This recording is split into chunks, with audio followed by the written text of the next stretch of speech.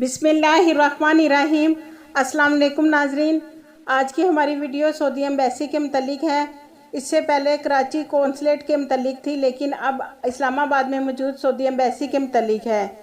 आज की इस वीडियो में बताएंगे कि जिनके एग्जिट री एंट्री वीज़े एक्सपायर हो गया कामे या विज़िट वीज़े एक्सपायर हो गए, या बहुत से ऐसे पाकिस्तानी हैं जिन्होंने नए वीज़े लगवाने हैं।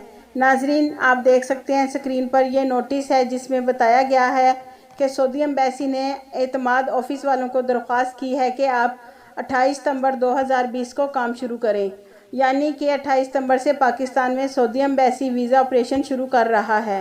नाजरीन, सऊदी एम्बेसी ने एतमाद ऑफिस से दरख्वास्त की है कि सऊदी एम्बेसी अपना काम शुरू कर रही है, जिसमें अकामा, खरूज ओहदा वीज़ा, विज़िट वीज़ा और न्यू वर्क वीज़ा जिनके एक्सपायर हो गए हैं तो आज से वीज़ा ऑपरेशन प्रोसेस शुरू करेगी।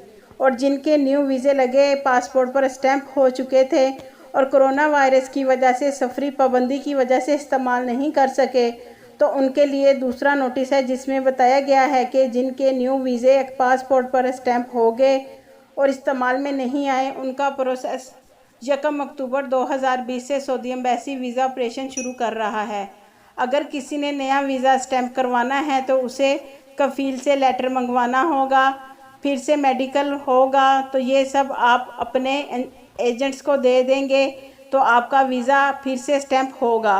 बाकी तमाम वही हदायत हैं जो इससे पहले वीडियो में बताई गई हैं। नाजरीन, 28 सितंबर से एतमाद ऑफिस भी पाकिस्तान में खोल दिया गया है। अकामा, exit re entry visa, work visa, visit visa जिनके एक्सपायर हो गए हैं वो एतमाद ऑफिस जाकर अपने वीज़े का प्रोसेस करवा सकते हैं।